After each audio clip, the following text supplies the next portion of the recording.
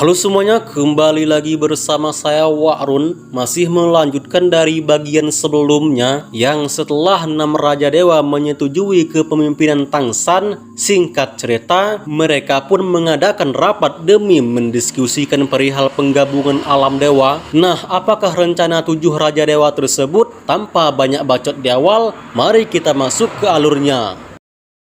Cerita berlanjut dengan diperlihatkan Tianhen yang sedang meneliti menggunakan komputernya. Tianhen mengaku bahwa ia menemukan metode yang cukup bagus yang bahkan tingkat keberhasilannya mencapai 60%. Hal itu jelas membuat semua dewa terheran-heran. Awalnya peluang keberhasilan hanya mencapai 30%, namun siapa sangka sekarang malah menjadi lebih 50%. Begitupun dengan Gong Wei. Sembari tersenyum itulah lantas dia menyuruh Tianhen untuk menceritakan secara rinci. Tanpa berpikir panjang, Tianhen menjelaskan kalau metode ini akan menargetkan satu alam dewa, sementara alam dewa lainnya ditugaskan untuk menabrakkan satu alam dewa tersebut secara bersamaan. Dan untuk mendapatkan hasil yang benar-benar bagus, waktu dan kecepatan tabrakan harus diperhitungkan dengan secara matang. Sebenarnya Gong Wei tak peduli terkait apapun dari metode Tianhen, namun yang ingin ia tanyakan ialah alam dewa siapa yang ingin ditabrakkan oleh 6 alam dewa. Tianhen pun menjawab bahwa dari perhitungannya hanya alam dewa yang paling kuatlah yang berhak ditabrak, dan menurutnya alam dewa yang paling cocok ialah alam dewa Tangsan. Suasana menjadi dingin saat Tianhen mengatakan itu. Diketahui bahwa jika satu alam dewa tersebut dibenturkan secara bersamaan, maka akan mengalami dampak yang cukup besar. Sehingga Gong Wei yang sudah mengetahui akan hal itu, dalam hati ia bertanya apakah dewa laut punya pilihan lain. Namun sebelum memutuskan, Tangsan menghela nafas panjang sembari meminta agar Tianhen menceritakan lebih detail terkait tabrakan ini. Yang setelah mendengar ucapan Tangsan, Tianhen mengungkapkan kalau setelah hari hanya tiba, semua para dewa diharuskan pindah ke alam dewa Deluo, dan ketika semuanya selesai, alam dewa lainnya akan melakukan fusi dan memindahkan pusat alam dewa mereka ke alam dewa Deluo. Dan jikalau semuanya berhasil, maka 7 alam dewa akan benar-benar bersatu hingga pada saat itu mereka akan dengan mudah keluar dari lubang hitam. Menabrakkan 7 alam dewa tentu memiliki resiko yang sangat besar. Untungnya, ternyata Tianhen telah meneliti masalah ini dengan menggunakan bantuan artefak super mereka masing-masing. Dengan dukungan kekuatan alam dewa dan artefak super yang begitu hebat, maka fusi alam dewa nanti mungkin saja bisa stabil. Mendengar cerita Tianhen yang begitu meyakinkan, Tangsan pun nampak tak mempersalahkan dan langsung menyetujuinya. Namun mohon maaf sebelumnya karena ia hanya bisa membantu dengan artefak super pedang Asura, sementara artefak super senjata dewa laut belum bisa digunakan karena suatu alasan. Tianhen yang mendengarnya sama sekali tidak mempersalahkan, dan sebagai penutup rapat, Tianhen akan mengirim informasi detail terkait penggabungan alam dewa. Dia juga mengingatkan bahwa sebelum hari itu tiba, semua Raja Dewa diharapkan memeriksa pusat alam dewa mereka masing-masing apakah punya masalah atau tidak. Dengan begitu, dirinya akan lebih mudah menggabungkan alam dewa karena memiliki energi yang cukup. Di sini bisa kita lihat betapa lihainya Tianhen dalam hal teknologi. Ibarat kata pepatah, setiap kekurangan pasti memiliki kelebihan. Ya, Tianhen memang sangat lemah dalam hal bertarung. Bahkan untuk sekedar melawan dewa kelas 1 saja dia kewalahan banget. Namun urusan mendeteksi dan teknologi, Tianhen jelas lebih unggul dari semua dewa. Singkatnya, setelah selesai rapat, Xiao Bing bertanya apakah metode ini memang yang paling tepat. Lantas, bagaimana jika seandainya 6 Raja Dewa memberontak dan menyerang mereka? Melihat sikap Xiao Bing yang meragukan rekan sendiri, Tangsan menyarankan agar mantan dewa emosi tersebut tidak berpikir jauh. Bagaimanapun juga mereka harus mempercayai 6 Raja Dewa, dan jikalau suatu saat nanti mereka benar-benar memberontak, maka perlu diingatkan bahwa apakah tim Tangsan lemah? Dirasa perkataan Tangsan ada benarnya juga. Xiao Bing pun akhirnya tersenyum dan tidak lagi memikirkan hal buruk. Yang setelah sahabatnya itu tidak banyak cakap lagi,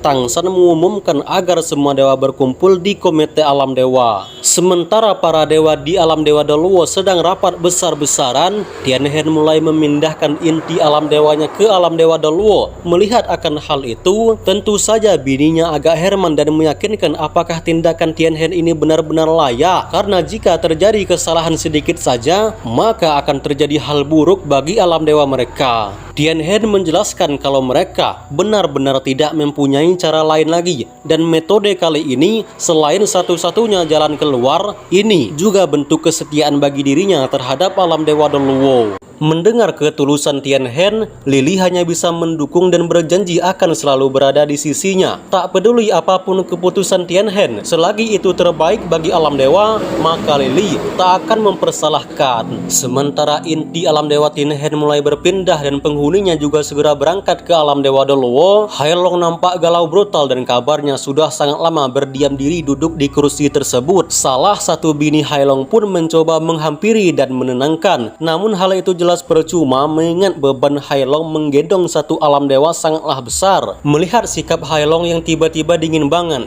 Tian Qin sekonyong-konyong datang sembari berkata kalau Hailong tidak menyayangi mereka lagi. Hailong tidak membutuhkan mereka lagi, sama seperti alam dewa Tianhen. Jika inti alam dewa mereka dipindahkan, maka akan berdampak buruk bagi semua dewa, dan yang paling membagongkan ialah semua para dewa di sini akan meninggoy. Dan ya, jika kalian beranggapan kalau Hailong adalah laki takut bini, maka kalian sudah salah besar, karena ternyata Hailong juga bisa marah. Adapun alasan dia tidak pernah melawan perkataan Tian Qin ialah sudah jelas karena dia tidak mau berdebat, sehingga setelah mendengar ocehan Tian Qin yang tidak tepat waktu, seketika Hailong marah besar dan berteriak kalau semua yang ia lakukan hanya untuk kepentingan semua dewa. Jika dirinya tidak menyayangi mereka lagi, untuk apa dia repot-repot memikirkan hal ini? Tian Qin yang mendengarnya langsung menangis dan mengungkapkan kalau dirinya hanya tidak mau ditinggalkan rudal Hailong. Bayangkan saja betapa banyak bini Hailong di alam dewa ini, dan jika penggabungan alam dewa gagal, maka bagaimana nasib semua bini Hailong? Pada akhirnya Hailong pun memaklumi dan menjelaskan kalau semuanya akan baik-baik saja. Tenang saja, semua para dewa akan keluar dari lubang hitam, dan Tian Qin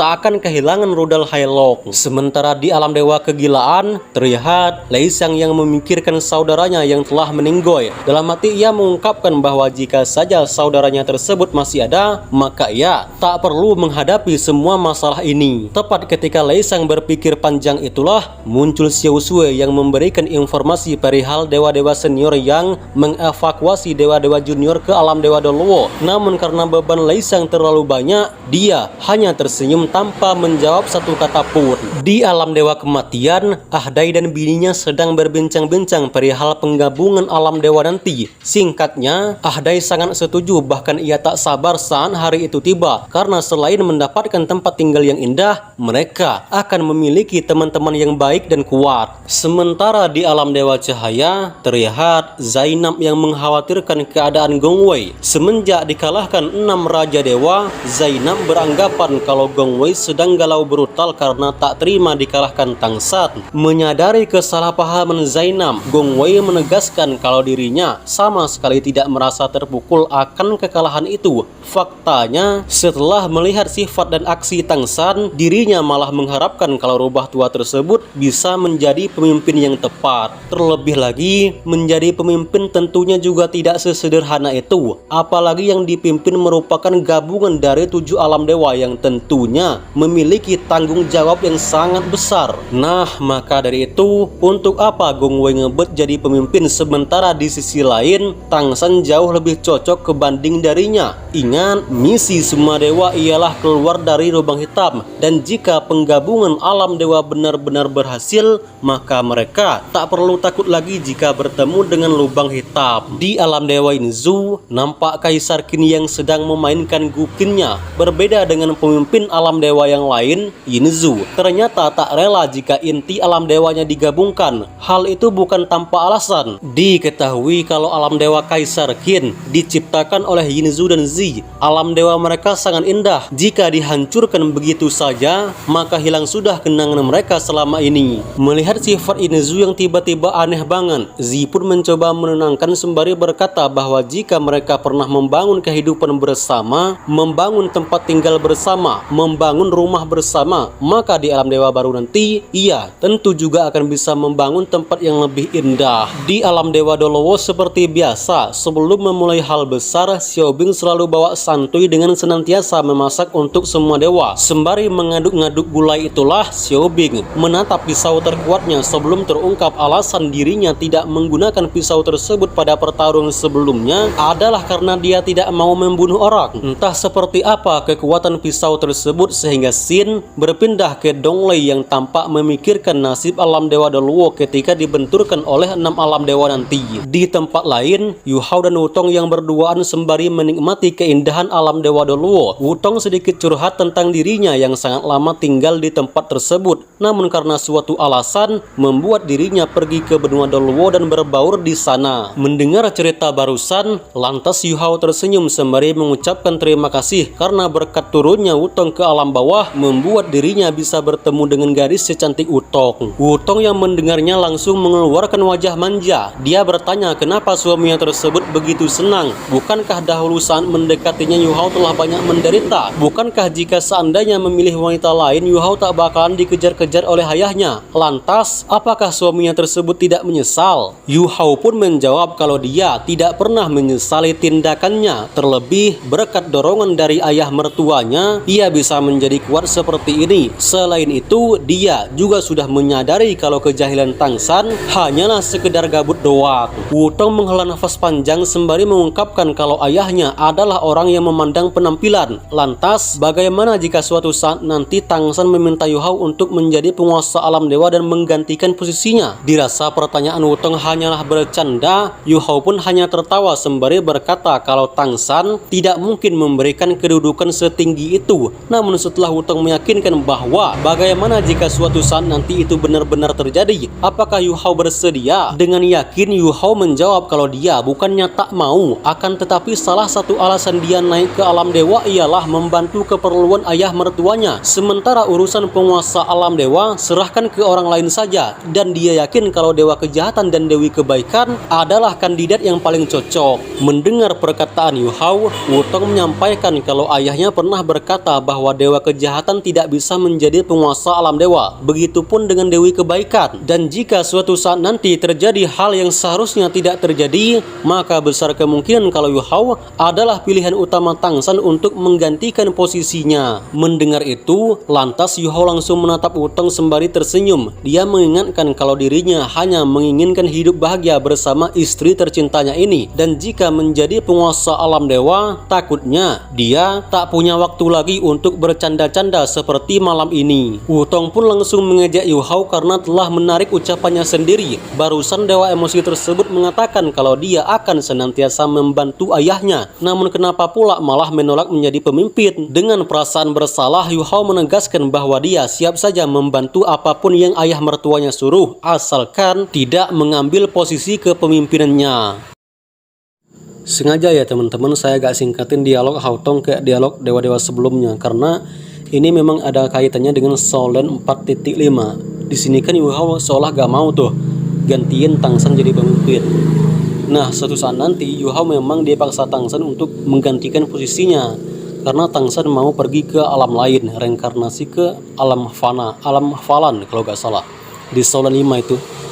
Nah, disitulah suatu saat nanti Tang San akan mencapai level 200 gitu. Oke lah, saya Warun pamit dan sampai jumpa di video selanjutnya. Adios.